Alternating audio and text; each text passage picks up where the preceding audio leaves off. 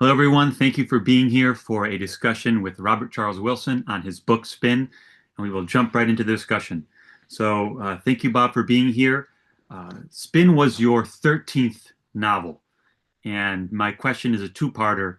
Number one, can you share with us the origin of the book, how you came to the idea, how you came to write it, and also while you were writing it, did you know it would be so successful? Because it was the 2006 Hugo Award winner. That's really I'm curious to know how that process was like, but were you surprised that it was so successful? Well, let's see. It's been about 20 years now since that came out, so it's a little hard to recreate my state of mind when I was writing it. But uh, some of the themes in there I've been addressing since I first started writing. One of my earliest books was a book called The Harvest, which was about a extraterrestrials who essentially arrive on Earth and offer everyone immortality. Uh, so the idea of what we might expect from a more advanced civilization, how that would interact with our own biological nature. These things had been on my mind for a long time. Uh, so it seemed like a natural book to write at the time. No, I did not know that it would be Lucky 13. I did not know that when I wrote it. It was just my next book. And my books have been doing well. I mean, I was just before I wrote Spin, I think my editor described me as that rare thing, a successful mid-list writer. Um, so my books have been doing reasonably well, and many of them have been translated and published overseas. Um, but I had no idea that Spin would take off the way it did. It it, uh, it didn't exactly make mainstream bestseller lists in North America, but it sold well and persistently, and uh, it, uh, it did ultimately receive the Hugo Award and was published overseas. It was translated more broadly than any of my other books had been. So yeah, its success didn't come all at once. So it was a gradual process, so I could acclimate to it. Uh, uh, but yeah, it came as a welcome surprise to me. Wonderful, thank you.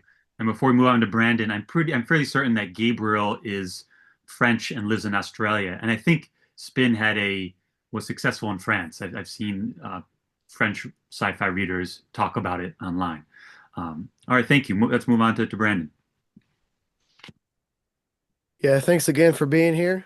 We always appreciate when authors come on and talk to us. Yeah, my pleasure.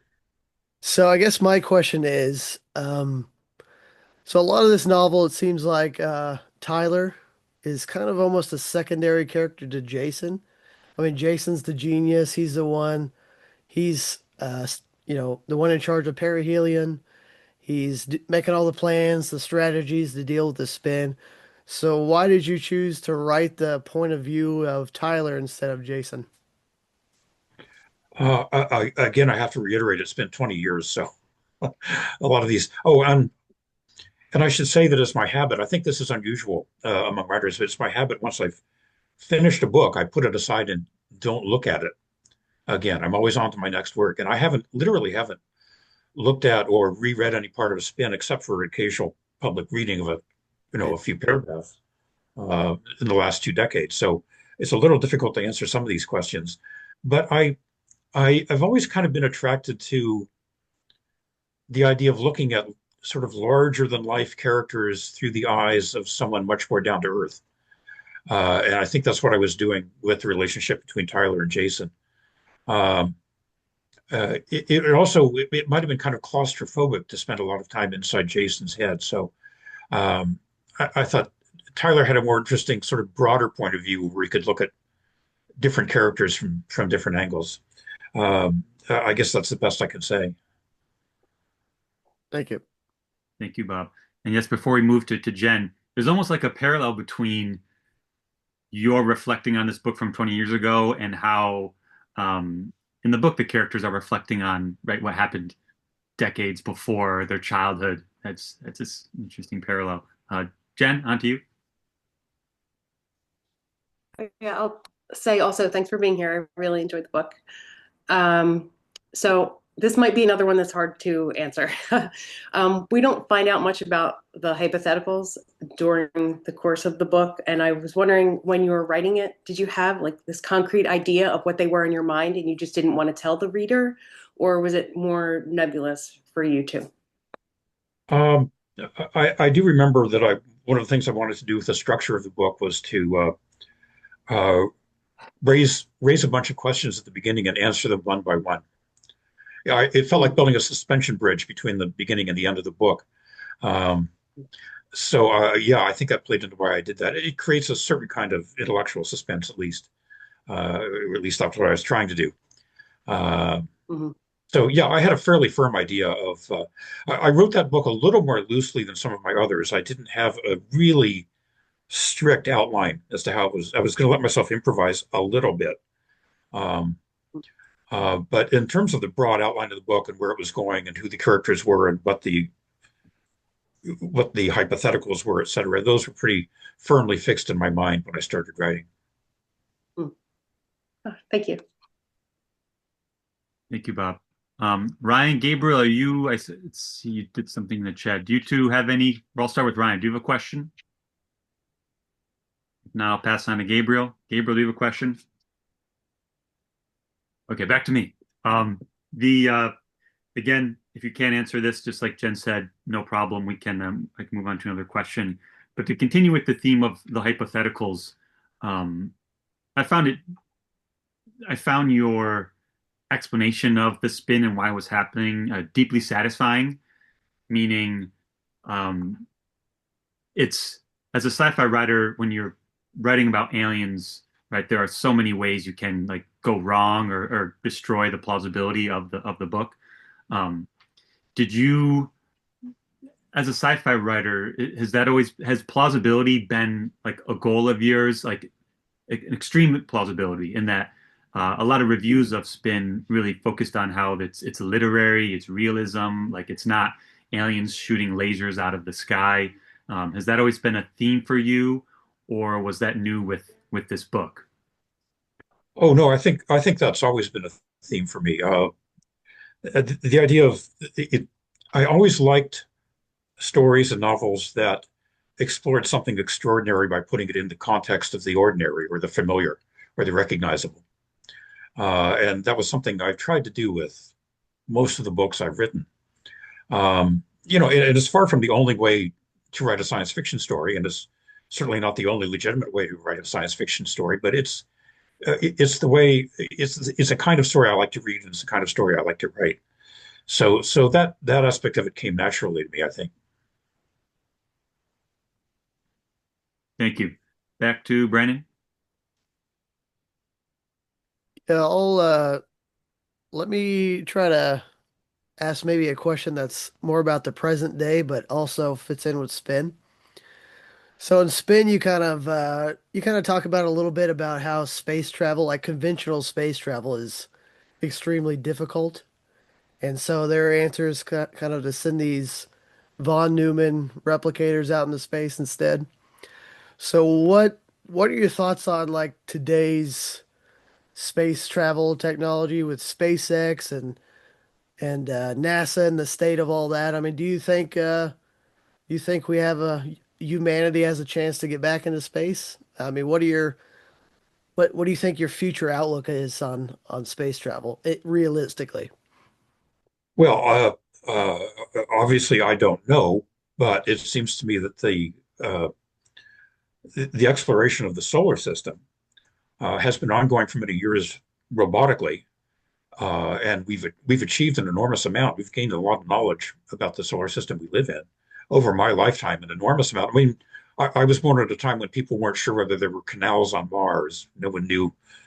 No one knew what people speculated that Venus might be a rainy jungle. You and over the course of my lifetime, we've clarified a lot of that stuff. So certainly, the robotic exploration of the solar system has been enormously successful. Shows with every increase in our technological capacity, it becomes easier to do that. Um, the manned exploration of the solar system is a much more difficult proposition, but it really is only a technological challenge. Um, I expect that sooner or later, unless we really do something dreadful to ourselves, that will happen. Uh, Whether we will ever really colonize the solar system is impossible for me to say. It depends what drives us and why we were doing it and what we achieve and what we're looking for and whether we get it. Um, but if you're talking about interstellar travel, it strikes me as interstellar travel is a device that science fiction writers like to use because it's a way of exploring questions you couldn't ordinarily explore. But as a practical proposition, it strikes me as extremely unlikely. Um, why would you travel to other stars? Well,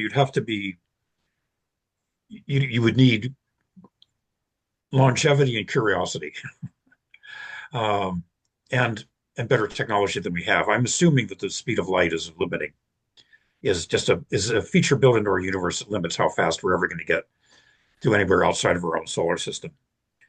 So, but the idea uh, of machines exploring, say, our galaxy, machines can be extraordinarily patient. If there are self-replicating machines, there's nothing that would. I've seen the calculation somewhere that self-replicating machines could cross the galaxy in something like 10,000 years. Um, Even at something reasonably short of the speed of light. Um, so if any civilization wants to put that into progress, they can do that, I suppose. We might be able to do it in a century or so, or less, who knows? But the question is, why would you do that? I mean, if you're driven by curiosity, a human lifetime isn't long enough to see any results from that. Um, on the other hand, I'm not a big believer in the idea of uploading consciousness into machines, but if that were a practical proposition, um, something like human consciousness could be carried to other stars and could survive long enough that we could afford curiosity that won't be satisfied for centuries or millennia. So, that could already have happened. I'm kind of exploring that idea in an unpublished novel my agent has just started submitting, called 40 Million Summers. Uh, I returned again, I think for the third time in my novelistic career, to this idea of um, machine intelligences populating the galaxy.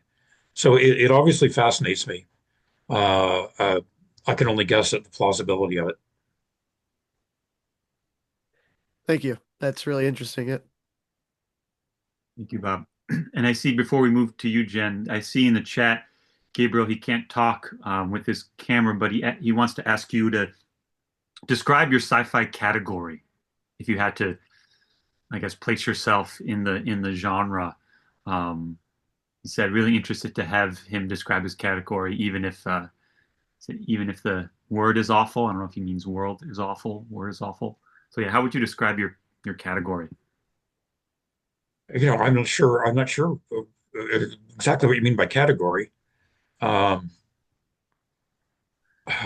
Yeah, I'm not sure either. Maybe, or maybe if Gabriel doesn't mind, I'll twist his question a bit. Like, in what authors do you read, and like where do you see your place in the canon of science fiction?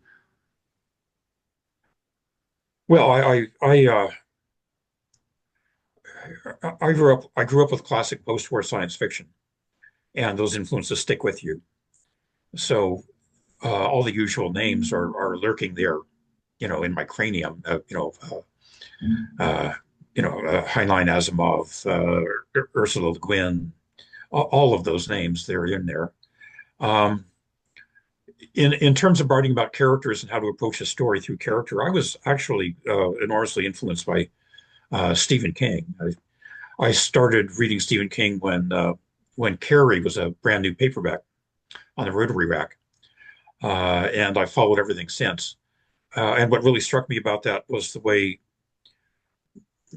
he could use character and the tone of the narration to get inside character detail and the tone of the narration to get inside a protagonist's head and to bring them to life on the page. I think he's better bringing characters to life on the page and sometimes bringing settings to life on the page uh, than any other reader I could name. And in fact, he very seldom writes anything you could describe as science fiction. But the approach he takes is transportable. And I've tried to use some of that in my writing. Thank you. So have you read all his books? Like, have you followed his whole career? Like, are you uh, Yeah, yes, pretty much. I mean, there may be something here and there that I haven't read, but yeah, I've got a bookcase in another room with his books on it.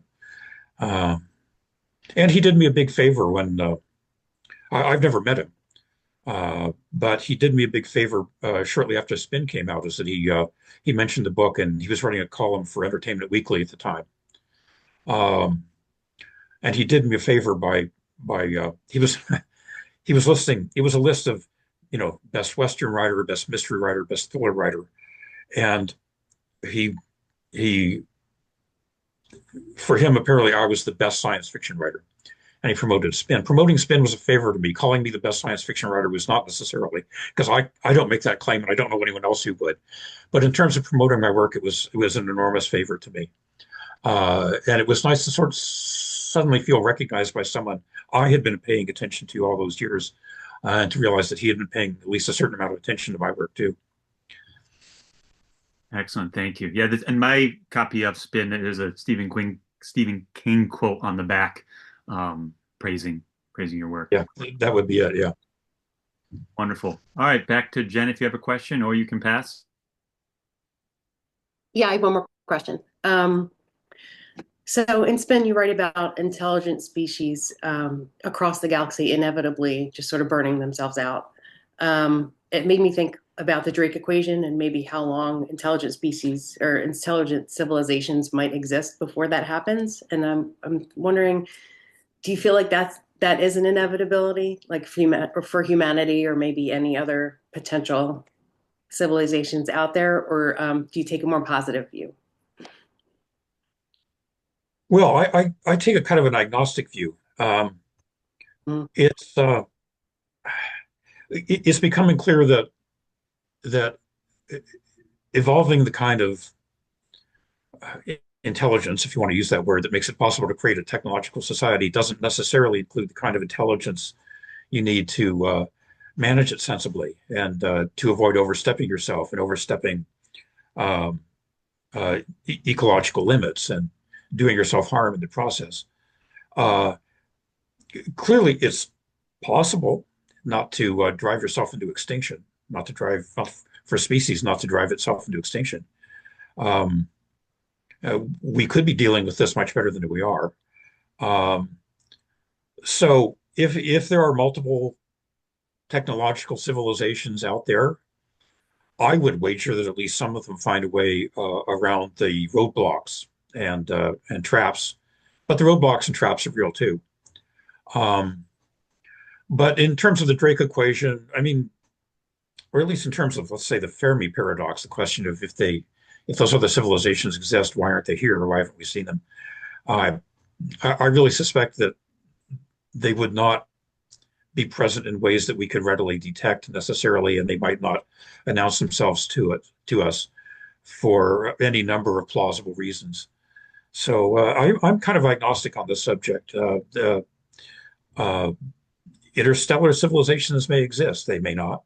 If they do exist, we may not be able to detect their signatures, and they may not be particularly anxious to show themselves to us either for their protection or for ours. So it's an open question, which makes it interesting for me as a science fiction writer. Oh, thank you. Thank you. All right, I'll see. Are there any questions from Ryan Gabriel? No. Um, the You mentioned this question is like a research question, Bob. So on page 118, you were talking about Mars, and then Tyler brings like the Martian Red Mars, like the actual book. So my question is, how much, if you can remember from 20 years ago, how much were you researching Mars and what we had learned about our solar system at the time? And are you the type of writer that incorporates that into your writing, or were you all speculating How much does your research relate to your writing at the time? Well, I tend to research intensively what's pertinent to the book, not necessarily the subject broadly. So I was looking more at ideas of terraforming Mars. Um, and again, because that wasn't the central point of the book, I didn't go into it in great detail. Um, the reason I the reason I mentioned the Kim Stanley Robinson book is that uh, I don't know. At the time, it seemed to me there's that we tend to write science fiction. We tend to forget that there's other science fiction, or we tend to set our science fiction universes where other people don't write science fiction. Um, so I wanted to acknowledge that there is a literature on this that pre-exists whatever I wrote, and it just seemed ironic and kind of pleasing to me to hand that book to that character at the time. Um, you know, research is an interesting thing. It can be you can fall into it like a black hole, or you can neglect it, and come up with an inferior product. But so I try to strike a balance. But sometimes the research is its own reward. Sometimes it's a struggle. It just depends on the subject. Excellent, thank you. Before moving back to Brandon, I see Ryan has a question about your writing routine. You share with us your writing routine. It's changed over the decades I've been working. Um, it took a certain amount of discipline at first the traditional advice back when I started was to try to write 5 pages a day. If it's junk, you can throw it out the next day, but establish the routine and keep the discipline. And I tried to do that, but I mean, I was working day jobs for much of that time too, so it wasn't always easy. There were a few periods in my career when I would stop writing for a time. Uh, and I couldn't really say why, but it wasn't a conscious effort to recharge my batteries. It wasn't because of what they call writer's block. It was just I would, because of other issues in my life, or for no apparent reason at all, I would set things aside, set the work aside for a while. My first published story came out in 1973. I was 19 years old, but I didn't publish anything else until 1985. Um, Part of that time I was writing and just throwing away what I wrote. Occasionally I would submit something and it would be rejected. But I was all through that time I was learning by writing and learning by reading other writers to understand what they were doing, trying to get a more look at it from a creator's perspective and see how fiction worked. So none of that was wasted time, I think. But I mean, in general, and these days, I'm going to be 72 next month, and um, the writing and publishing environment is so different from what it once was that I don't discipline myself the way I used to. I figure I have another book or two in me, but whether that proves to be the case, we'll see. I'm taking it a little more easily these days. Thank you for that, Bob. Back to Brandon. Yeah, so I wanted to continue on with Jack's question about researching. You mentioned you're working on a new novel. Have you done a lot of research for that one? Uh, the the new book was it came out of interests and concerns I've had for many years. So in a sense, I've been doing the research for it for decades. Uh, there were specific areas where I had to look at specific questions. But since it was a book that played to my strengths and played to things that I was already fascinated by, I didn't have to do a lot of specific research for that particular book. No. Thank you. All right, back to Jen. If you have a question, or you can pass. Nope, I'll pass. Thanks. All right, and I don't think Ryan or Gabriel has a question in the chat. Bob, one of the things I loved about Spin is there were many intimate moments between the characters, really deeply moving, especially with Jason. I mean, the relationship between Jason and Tyler, and Tyler, the passing of Tyler's mother, I found deeply poignant. Uh, do again, you might not be able to answer this because 20 years ago, but do you put personal life details into your books? Because it felt so real that I couldn't help wonder, like, had you had a loved one pass away while writing the book? Do you try to keep your personal life completely out of your story? Yeah, what was the balance of personal and imaginary in the sort of the real in the relationships between the characters? Well, I can't imagine not using my personal experience in my writing. I mean, that's part of the job, really. Of course, you transform experiences and take them apart and put them back together in different shapes. Um, my father died when I was 19. Um, it's kind of a vulnerable age, or it was for me. Um, and uh, it was a protracted.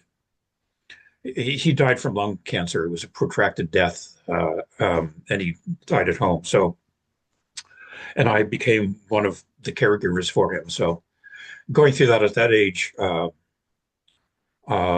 was an indelible experience. Um, and yeah, I think one of the privileges of being a writer is that you can take often sometimes deeply disturbing or distasteful experiences and make something of them, make art of them, if I can use that word. Um, so yeah, of course, those experiences play into my writing. Um, they often do. In one of my novels, Blind Lake, there's a scene where one of the characters is um,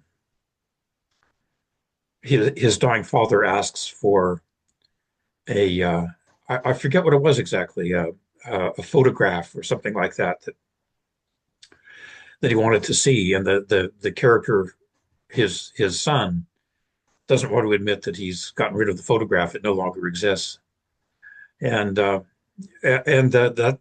was exactly what happened to me with my dad. He had made a home recording at some point of himself with before I was born, of him with my brother and sister, and he wanted to hear that uh, in his in his last days, and I had put it in a box and given away the box at some point, and it was a horrifying experience, and I pretended to be looking for it, pretended I couldn't find it, but I knew what had happened to it.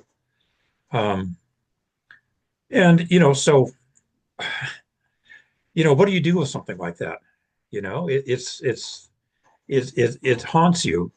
But again, for a writer, it takes you to a place that you can find a depth of experience that you might not otherwise be able to write consistently about or convincingly about. So, yeah, of course, your personal life comes into your writing. I think unless you're writing the most superficial possible fiction, you have to draw on those kind of experiences. Thank you, Bob. Yes, before moving on to the person who just arrived, yeah, I want to compliment you again. It's rare in sci-fi to have, like, for me, like, the emotional gut punch of moments between characters, tenderness, loss, love, and Spin had it all. I mean, and to have that be with the awe of right the end of the world of yeah, to have it be with Oz is just extremely rare, and I enjoyed it. All right, hello, welcome. Can you are you Virginie's friend, colleague? Yeah. Hello, I'm Fatih Benarivi. I'm a mathematician and I'm a colleague of Virginie. Welcome. So, Thank you. Bob, just Sorry. to fill everyone in, my wife, she works with someone who's really into science fiction, so I shared with them the link. Um, do you know who Robert Charles Wilson is? Would you like to ask him a question or just sit back and observe? Yeah, yeah, sorry for arriving so late.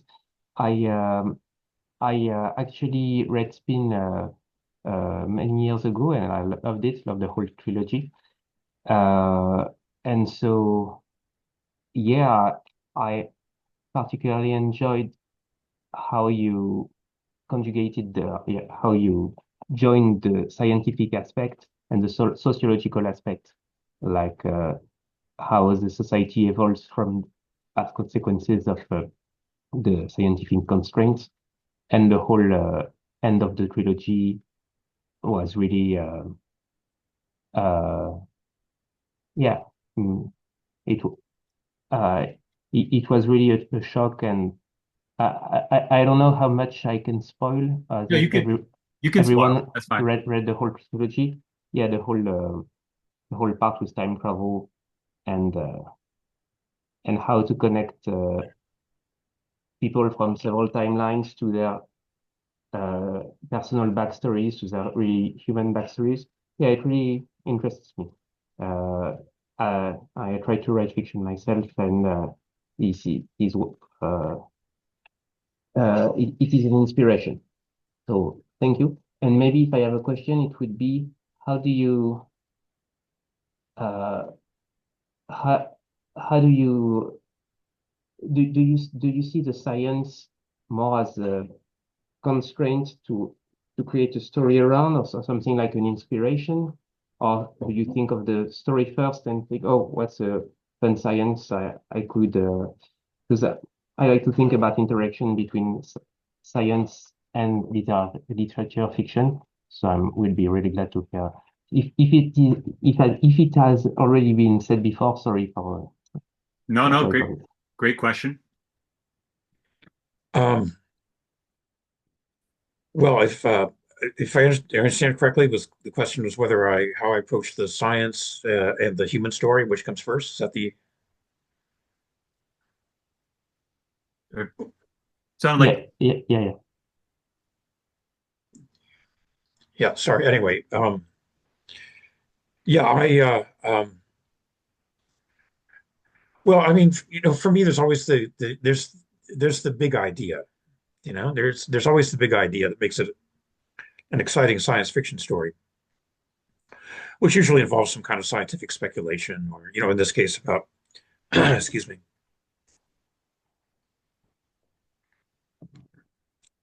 In this case, about what technological civilizations eventually produce and what the consequences are on a galactic scale. But the question I always ask myself is, what are the human consequences of this? Um, you know, what does it mean to, you know, the person out the window there walking down the street? What's that going to mean to him? How does it play into our human experience? Um, um, I used to say the that the real question in science fiction is not how will the future be, but how might the future be, but what will it feel like? I mean, um, the scientific question is how do you travel to Mars? The science fiction question is what's it like when you get there? You know, what do you do there? Are you lonely? Are there other people? Can you see the stars at night? Are you underground? Is it claustrophobic? Uh, does it feel like a transcendence or does it feel like a loss? Those are human questions that you ask about scientific subjects. So that's essentially the approach I take. I hope that answers the question. Yeah, thanks a lot. thank you, Fatih. Um, so I think it's I think I lost the I think it's back to me for a question unless I'm not jumping anyone, am I? Um, because this question actually piggybacks on what Fatih just said. Bob, did you know this would be a trilogy when you started writing? Because the ending definitely left open possibility. Um, or was the success of Spin did then your editor and agent say, look, this should be a trilogy? Or did you know going into it that it had a three-book possibility? No, I wrote it as a standalone novel, and I think it still works as a standalone novel. um, I was, asked about the possibility of following it up, and I was, excuse me, I was open to that suggestion. I've never been completely happy with the two sequels, to be honest. I don't think they quite did what Spin did.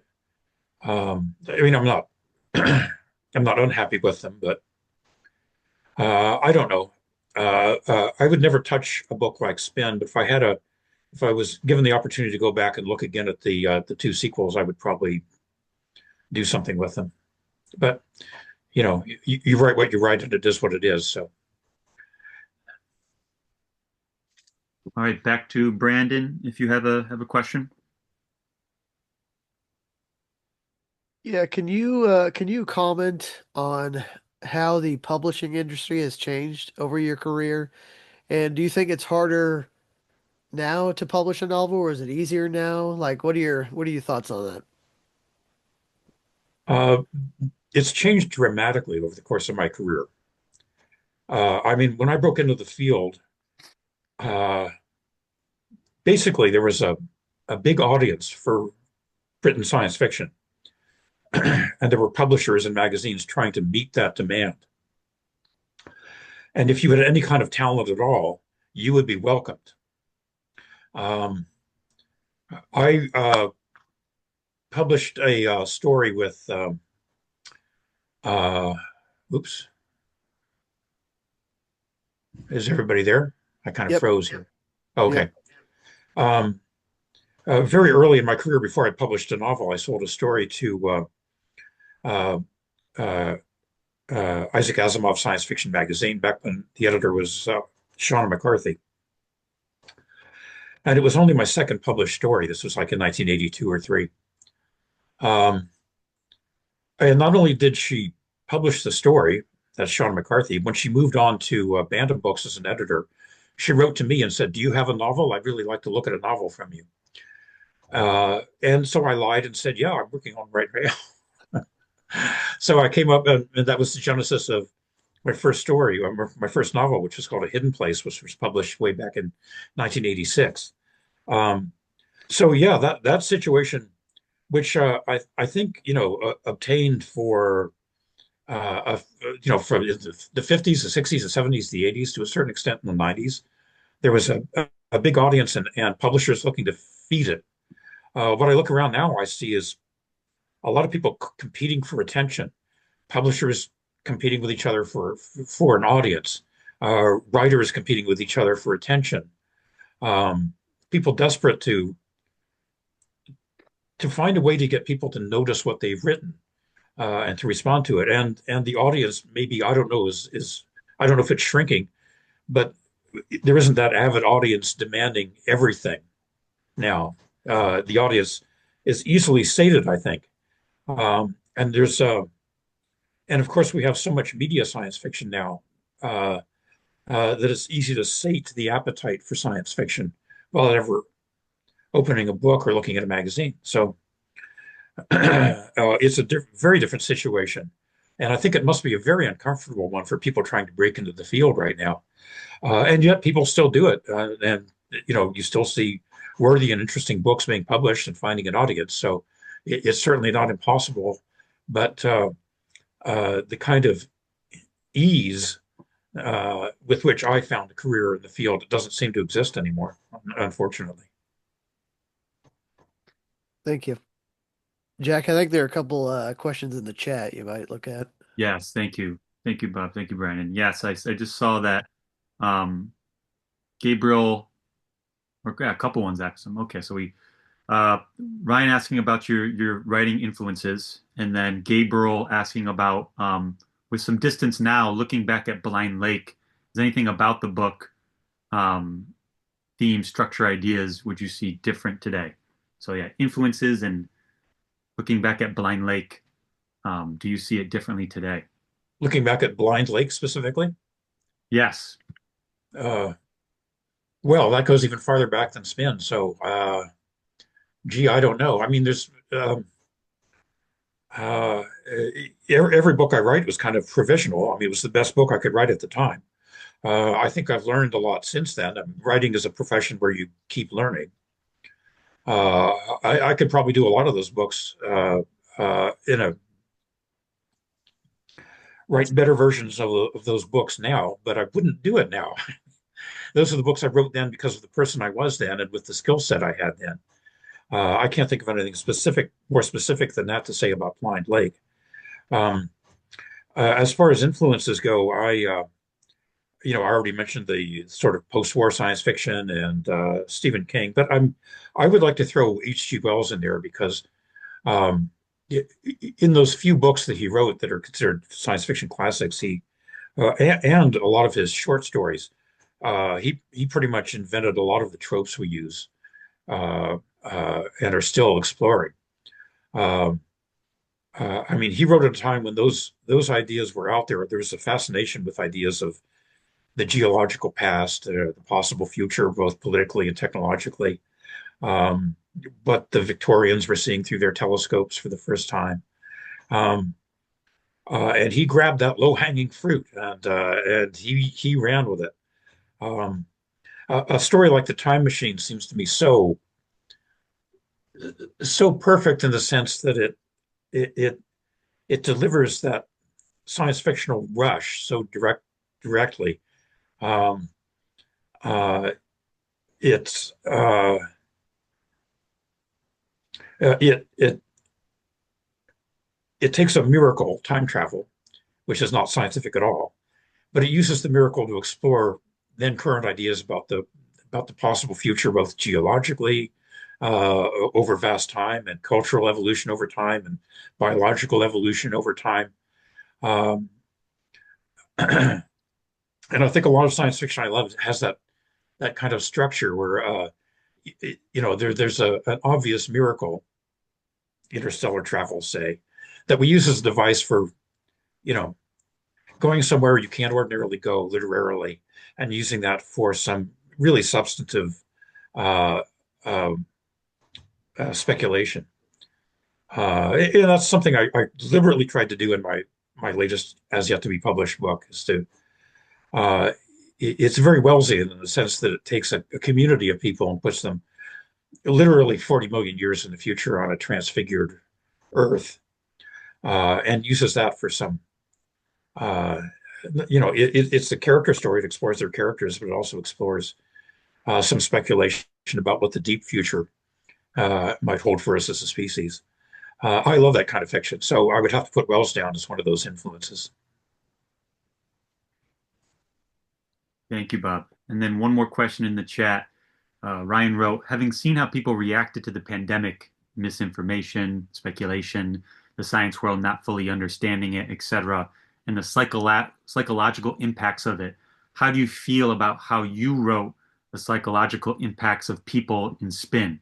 Because for me, the sci-fi premise felt so terrifying. And I'll second this. I felt some pandemic echoes while reading Spin and how you t discussed the political maneuvering, and what I love what you did too is people it's also just continuing to live their lives because what else can they do, right? Especially if they're economically limited, right? You just keep going to work. So yeah, um, how do you feel about what you observed during the pandemic and how you wrote Spin with how people reacted? Yeah, I get that resonance. That makes sense to me. Uh, I guess in Spin, it just seemed to me a realistic way of portraying human frailty in the way we often don't understand or rush to cope with things we don't understand or try to explain away things we don't understand or try to ease our discomfort with things we don't understand. And we do that politically, emotionally, culturally, um, for better or for worse. Uh, yeah, so that's the kind of thinking that went into Spin, and I can't say I'm gratified to see echoes of that in the pandemic or in contemporary politics. But yeah, and I don't think it took a genius to approach it that way. I think we've often seen how people historically have dealt or not dealt with catastrophe. I didn't have any particular antecedent in mind when I wrote the book, but I had read enough history to have seen those things, uh, you know, in our culture and other cultures throughout time. So yeah. Thank you. And then I assume, Jen, you're passing unless, right? Yep. Yes. Thanks. So back to Fatih, if you have a question, or I still have a list, but if you have a question. So, to go back to spin, like if I take the example of the initial problem, the um, the the spherical force field around the Earth, uh, you you put this in the story and you explore the consequences of it, notably scientific consequences of it. Like, if there is such a force field and time flows differently, what would this imply to this, and that? And at some point, uh, you need you need to stop making this coherent with current physical laws, because at some point you have to break the physical laws, like with time travel or anything else. My question is, when and how do you decide, okay, now I'll say this part is magic, uh, opposed to I want to explore, okay, if the rest of all physical laws remain the same, this would imply this, and this. So how do you decide when to say this is magic?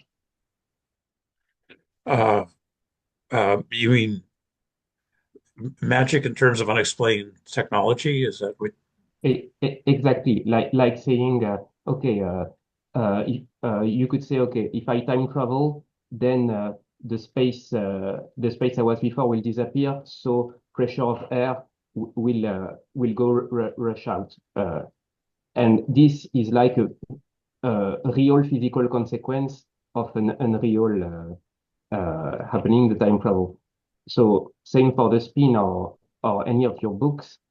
When do you decide, okay, now I don't need to be realistic in a sense anymore? Well, some of it I think is just plausibility. I mean, the idea of the spin bubble that surrounds the Earth is obviously not something I would ever expect to happen. I have no idea whether it would be technologically possible. I really doubt it. Um, but uh, um, given that, I think one of the ways you create plausibility or verisimilitude is by addressing some of the questions around it, uh, about how it affects, how it buffers between what would appear on Earth. If time were passing that slowly on Earth, the exterior universe would look extraordinarily energetic, and how would you buffer against that, sort of? So, I mean, I can't answer all those questions. This is technology I don't understand. But by raising them and suggesting the possibility of certain answers, I just think it creates a greater level of plausibility or verisimilitude. It ceases. Of course, it's magic, but it reads less like magic. It points to it being a technological process, rather than an arbitrary magical one. I guess I could say that. Thank you, Fatih. Thank Um, you very much. um, this is shifting back to your character development, Bob. The This might be me reading into Spin and creating my own interpretation of it. And Spin is the only novel I've read of yours, so I'm not sure if what I'm about to ask you've done in other books. But I kept wondering while following Deanne, Jason, and Tyler that they were representative of larger forces. Like at about page 110, I wondered if Jason represented the health of civilization because he was getting sick. Um, do With Spin, were your characters just do you remember just giving them just creating characters that you identified with and wanted things to happen to them, or was there a plan that you wanted them to represent other things in the book, like broader themes, or did you just go into just these are the characters that things are going to happen to? Well, to a certain extent, they represented different possible reactions uh, uh, to the spin. Um, there were other resonances, and I think you pointed out some of those in your notes. Uh, I did not deliberately seek those out, but they seem to pop out of the text from time to time. So you make the most of what you find. I mean, writing is a process of discovery in part. So yeah, that that was part of the discovery process. It's inherent in writing the book. Um, but yeah, there was those some of those echoes and resonances, and were not something that I had explicitly in mind when I started writing the book. Thank you. All right, let's do a final round around the round table. Brandon, do you have a question you'd like to ask? So I know Alistair Reynolds has said that he doesn't really keep up with the current science fiction. He doesn't read much science fiction anymore, especially when he's writing. So my question is, do you keep up with the current science fiction books that come out, and do you have any favorites? I have fallen way behind. I have fallen way behind. Partly for that reason, I don't like to read other science fiction books while I'm writing, and since I'm generally writing. Um, Partly because the field has gotten so huge that it's hard to keep track. Um, Partly because so much of my reading has been devoted to nonfiction. Um, if I'm reading history or science, it's some of that helps to generate ideas and plays back into my work. So, no, I have to confess, I have not kept up with the field. I mean, I fell in love, like I said before, I fell in love with post-war science fiction, and I kept up with the field up until the turn of the century, up until maybe 2010, 2015. I was still keeping up with it, but no, there's been nothing in the last 10 years. I've read things here and there and enjoyed them, but it's been sporadic and very partial. So I can't really speak to current science fiction with any authority. Uh, Do you have any nonfiction books you'd like to recommend to us? Oh gosh. Oh my gosh. No, nothing springs to mind at the moment. I'm sure that as soon as we finish this discussion, and I turn off my computer, 10 titles will occur to me. But off the tip of my tongue, no, I can't think of anything at the moment. No problem. Thank you. All right, thank you, Bob. I had two last questions in the chat um, from Gabriel and Ryan. So this is back to Blind Lake. So Gabriel said, like, one of the mysteries in Blind Lake is whether the observation system itself has some kind of intelligence. He's curious to know whether you were exploring this idea that complex systems can create their own agency, like in AI. Were you doing that with Blind Lake, or no? Yeah, I kind of was playing with that idea, although it was too early to think of it as AI in any modern sense. But there had been, as I recall, some ideas about algorithms, creating algorithms, and coming up with results that were unpredictable and sometimes indecipherable in the way that often modern iterations of AI will.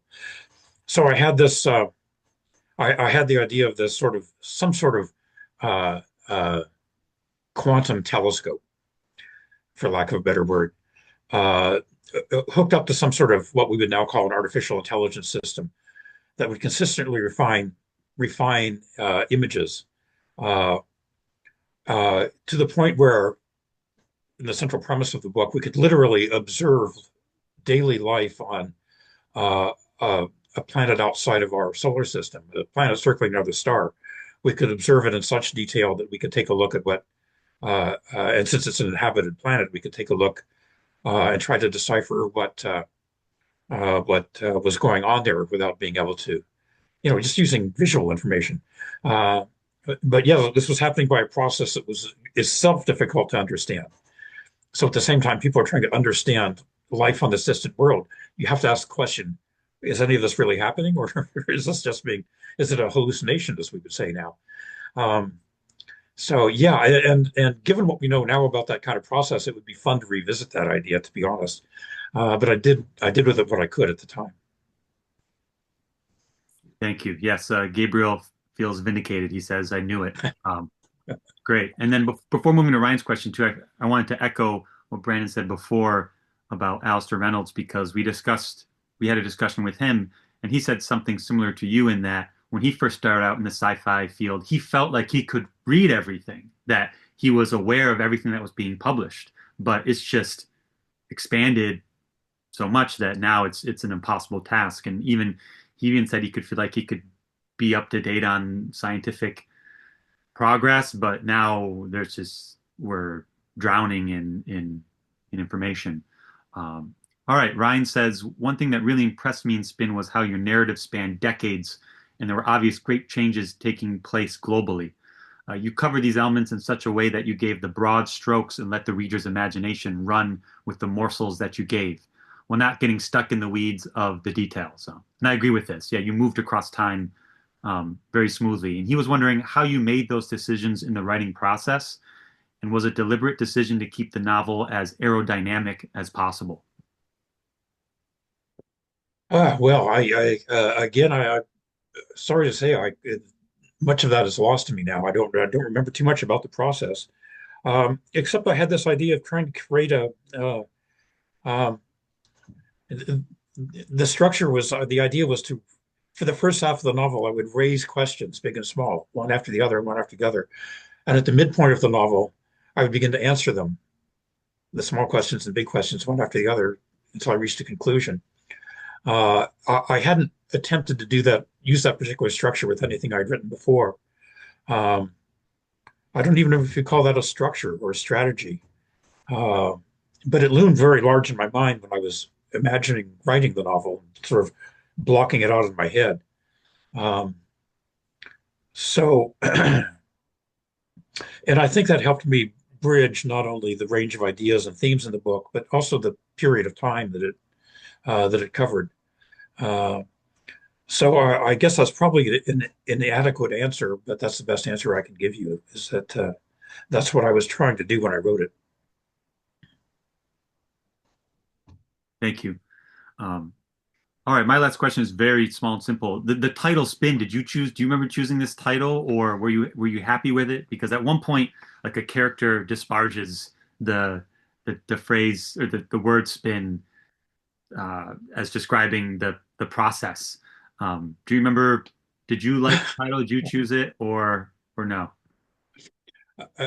Twice in my books, I've had characters disparage the title of the book. Um, in Spin was always called Spin in my mind. Um, I wrote another novel called The Chronoliths, and at one point in the book, somebody says, there are these pillars, monuments that appear in the present from the future, commemorating events that haven't happened yet, and they're called chronoliths, time, stone. Chrono is a combination of Greek and Latin, and that becomes the popular name for these objects. And at one point in the book, one of the characters says, "What a god ugly name for these things." I mean, it's a terrible name for these things. So my characters often disparage the titles of the books they are characters in. Um, but yeah, Spin was always Spin in my mind, and I think it worked as a title. It's simple, it's short, and apparently it's memorable. Thank you. Any final questions, Brandon, Jen?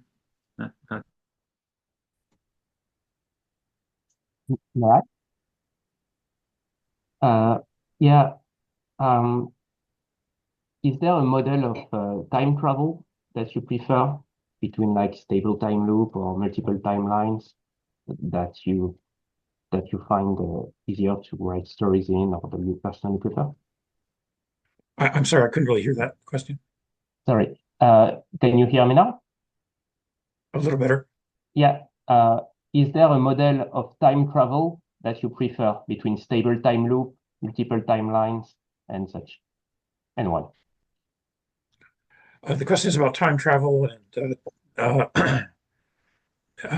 whether how I approach the idea. Is that the or like which model you prefer, I guess, to explore Oh, in oh, oh, I writing, like see. the type of Oh, state. I've played with all of those ideas. Um, um, yeah. It, in terms of, I mean, something I said recently about time travel is that traveling through time into the future is perfectly plausible. All you have to do is somehow hold still and let the universe change around you. Uh, Traveling into the past is almost certainly impossible because you would have to hold yourself static and unwind the entire universe back to where you wanted to go. Uh, um, Much more energy intensive than just trying to hold yourself still. Um, um, it's nevertheless it's a deeply alluring idea. I've written various versions of time travel stories. I wrote a book called Last Year, in which traveling to the, and then I didn't originate this idea. The idea of traveling to the past meant traveling to a different version of the past that you could interact with, essentially to an alternate universe where it was, 1860 or the year zero or something. That way you could interact with that environment without creating the obvious paradoxes. Time travel paradoxes themselves don't interest me that much. It's a subject that's been done to death, I think, in the genre. Uh, Nevertheless, the time travel itself, the idea is just so alluring, it's impossible to resist. So um, I haven't done a whole lot with time travel, but I have not been able to entirely ignore it either.